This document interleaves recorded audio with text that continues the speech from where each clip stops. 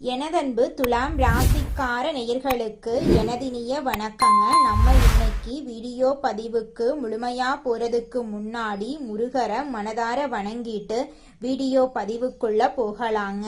ஓ முருகா போற்றி, ஓ முருகா போற்றி, ஓ முருகா போற்றி, எனைக்காக்கும் முருகனே போற்றி. நல்லதே நடக்கும், நல்லது மட்டும்தான் நடக்கும்.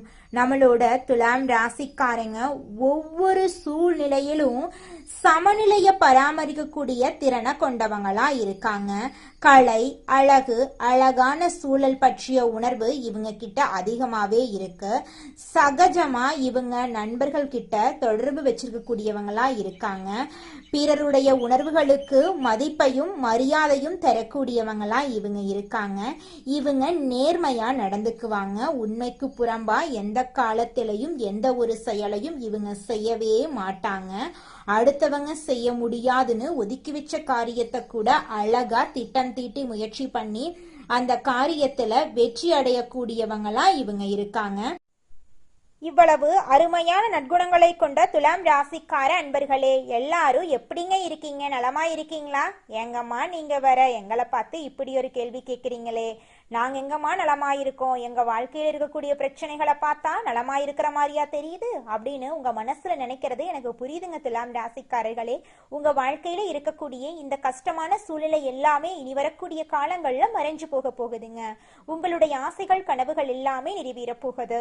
திருமணமாகாதவங்களுக்கு திருமண தடை நீங்கி திருமணம் நடக்க போகுதுங்க. குழந்தை பாக்கியம் இல்லாதவர்களுக்கு குழந்தை பாக்கியம் கிடைக்க போகுதுங்க. பூர்வீக சொத்து ரீதியாக இருந்த அனைத்து பிரச்சனைகளுக்கும் தீர்வு கிடைக்க போகுது. உங்களுக்கு வர வேண்டிய பூர்வீக சொத்து உங்க கையில வந்து சேர போகுதுங்க. புதுசா நிலம் வாங்க போறீங்க, கார் வாங்க போறீங்க. உங்க வாழ்க்கைய அருமையான வாழ்க்கையாக மாறப்போகுது. உங்களை விட்டு பிரிந்து சென்ற உறவுகள் எல்லோருமே இனி வரக்கூடிய காலங்கள்ல உங்களை தேடி வர போறாங்க. உங்க வாழ்க்கையில இருந்த அனைத்து பிரச்சனைகளுக்கும் தீர்வு கிடைக்கக்கூடிய மாதமாக உங்களுக்கு இந்த மாதம் அமைஞ்சிருக்குதுங்க. நம்ம இன்னைக்கு இந்த பதிவுல எதை பத்தி தெரிஞ்சுக்க போறோம் அப்படின்னு பாத்தீங்கன்னா, நம்மளோட துலாம் ராசிக்காரர்களுக்கு குரு பகவான் வக்ர நிவர்த்தி அடையிறதுனால ஏற்படக்கூடிய நன்மைகளை பத்தி தெரிஞ்சுக்க போறேங்க.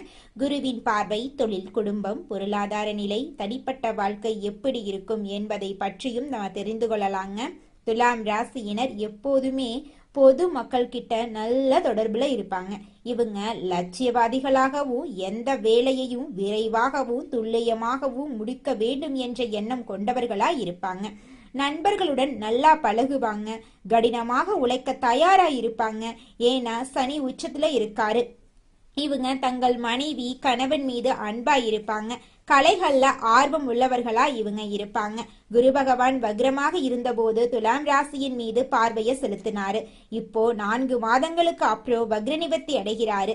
குருவின் பார்வை ஒரு மனிதனுக்கு பொன், பொருள், நகை, சேமிப்பு, வீட்டில் நிம்மதியான வாழ்க்கை போன்றவற்றை தருங்க. ஜாதகத்துல உள்ள தோஷங்களை நீக்கும் ஒரே கிரகம் குரு பகவான் தான்.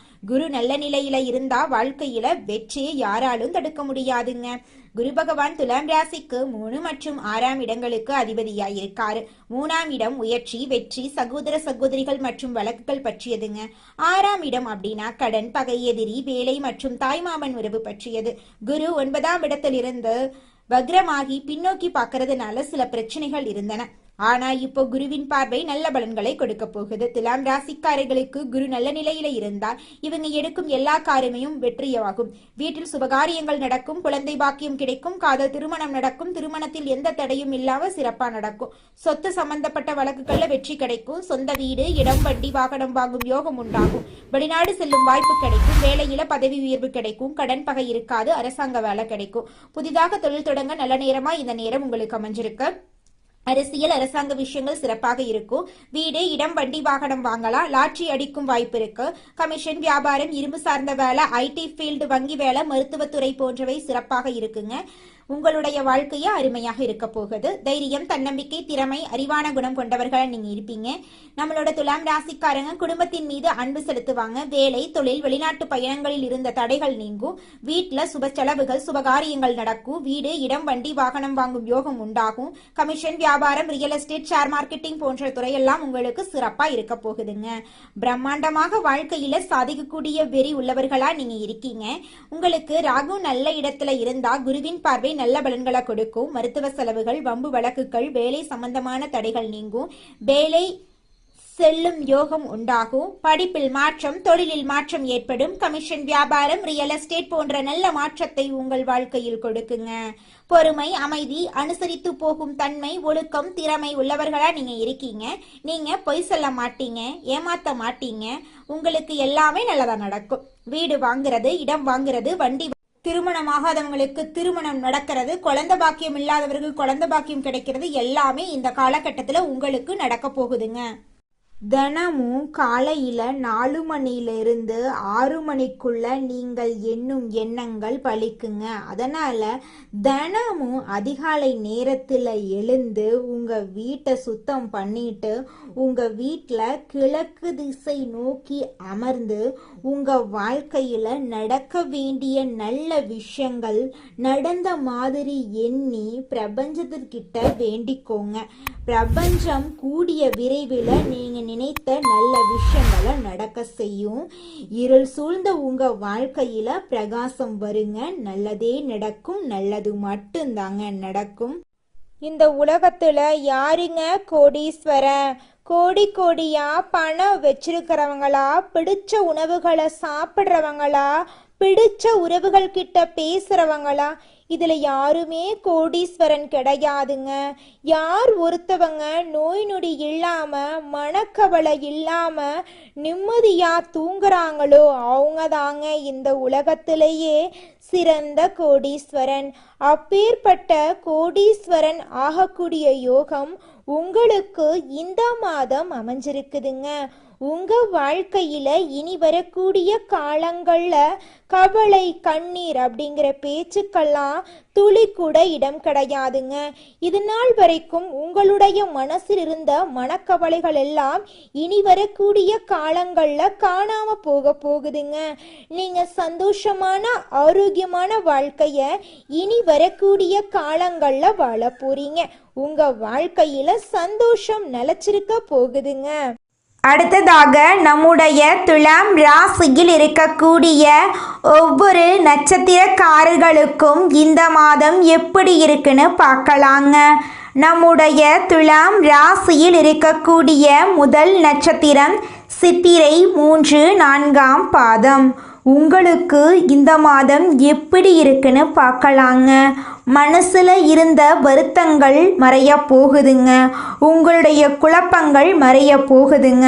பணப்புழக்கம் அதிக லெவல்ல இருக்க போகுதுங்க. இடமாற்றம், நிலை மாற்றம் எல்லாம் உங்களுக்கு ஏற்பட போகுதுங்க.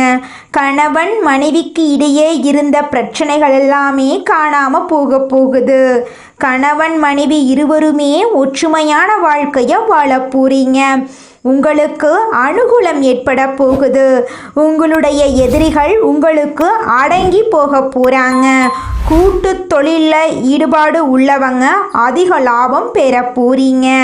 அடுத்ததாக நம்முடைய துலாம் ராசியில் இருக்கக்கூடிய நட்சத்திரம் சுவாதி. உங்களுக்கு இந்த மாதம் எப்படி இருக்குன்னு பார்க்கலாங்க. உங்களின் உடல் ஆரோக்கியத்தில் சிறு பாதிப்புகள் ஏற்படலாம். கொஞ்சம் கவனமாக இருந்துக்கோங்க. பிள்ளைகளால் சந்தோஷம் உங்களுக்கு கிடைக்க போகுது. அதிர்ஷ்ட வாய்ப்புகள் கைகூடி வரப்போகுது. தாயின் உடல் நலனில் கவனம் செலுத்தி வர்றது அவசியங்க. தெற்கு, தென்கிழக்கு திசை உங்களுக்கு அனுகூலம் தருங்க. உங்கள் குடும்பத்தில் இது நாள் வரைக்கும் தடைப்பட்ட அனைத்து காரியங்களுமே இனி வரக்கூடிய காலங்களில் தங்கு தடையின்றி நடக்க போகுதுங்க. உங்கள் குடும்பத்தில் இருந்த அனைத்து பிரச்சனைகளுக்கும் தீர்வு கிடைக்கக்கூடிய மாதமாக இந்த மாதம் உங்களுக்கு அமைஞ்சிருக்குதுங்க. உங்கள் வாழ்க்கையே சொர்க்கமாக மாறப்போகுதுங்க. அடுத்ததாக நம்முடைய துலாம் ராசியில் இருக்கக்கூடிய நட்சத்திரம் விசாகம் 1, 2, 3ஆம் பாதம். உங்களுக்கு இந்த மாதம் எப்படி இருக்குன்னு பார்க்கலாங்க. உறவினர்களுடன் கருத்து பரிமாற்றங்கள் செய்யும் போது நீங்கள் எச்சரிக்கையாக இருந்துங்கோங்க.